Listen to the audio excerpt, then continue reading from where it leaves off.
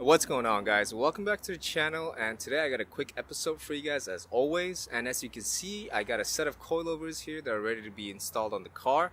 But before I go and install these, I wanted to make a quick video discussing um, what to look out for when you're buying a used set. Now, as you can see, or if you weren't able to tell, these are a used set that I bought for a couple $100s off of Facebook. And I know a lot of 8.6 enthusiasts go to the Facebook page to buy parts. So I figured instead of making a coilover install video, I'll show you guys what to look out for if you guys are planning to purchase a used coilovers like I have.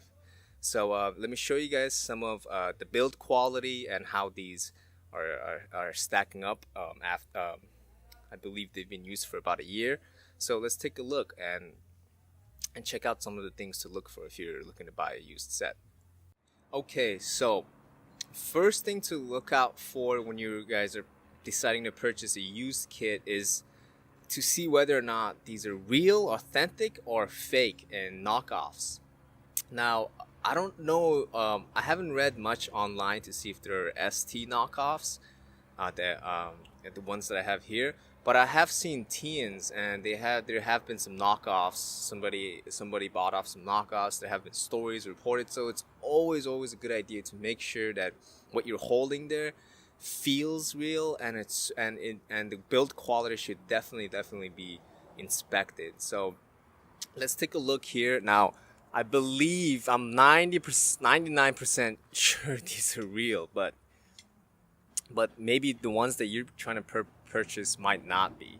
So one thing that you want to look out for instance, like on this one here, this is the rear shock. This is the rear shock, and if you let me just focus. If you zoom in really carefully, you can actually see that the top thread here is bent slightly in an angle. So if I hold it up right there, you can see that it's actually bent in a very slight angle.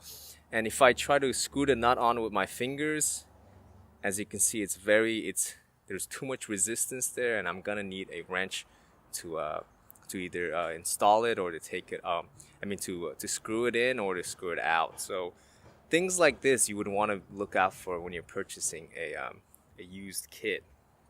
So another thing that you want to also look out for is take off the springs and take a look at the serial number. So a lot of the entry-level coilovers will have some sort of serial number, and it'll have a stamp and date of, I think, when these were I guess manufactured. I'm not quite sure, but it's always a good idea to check this out and make sure that the serial number, as you can see here, mine is a little bit faded, but I can still read them if I look closely. So make sure to compare the serial number on one of them. So this is the rear one, so I would take that and compare it with the second set right here. So the numbers obviously match on this one, so I'm satisfied.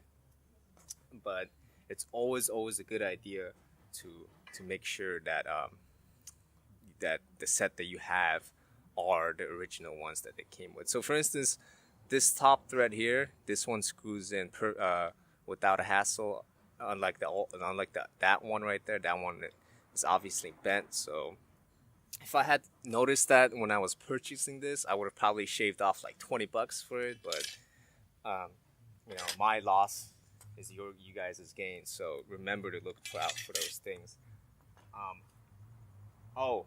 Another thing you want to check out before I forget to mention are the bushings. So if you check out the bushing on this one, let me focus. Give me a second. The bushing here is starting to eat away and deteriorate on the edges.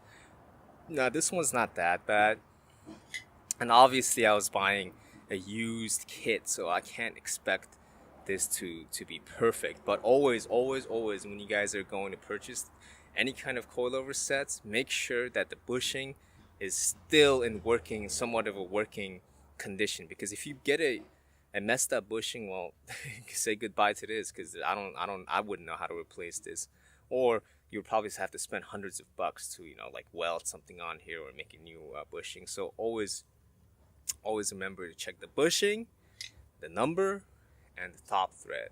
So there it is. And of course you want to make sure that all the parts, all the necessary parts are there. And I don't know if you guys can notice here, I don't have the setting tool. So there's like a sort of wrench that looks like this, and most kits come with it. However, the original owner lost it on this one, so I'm gonna have to use my hands to adjust the settings. But essentially, make sure that all of the necessary parts are there. So the spacers, these are like helping springs, hats.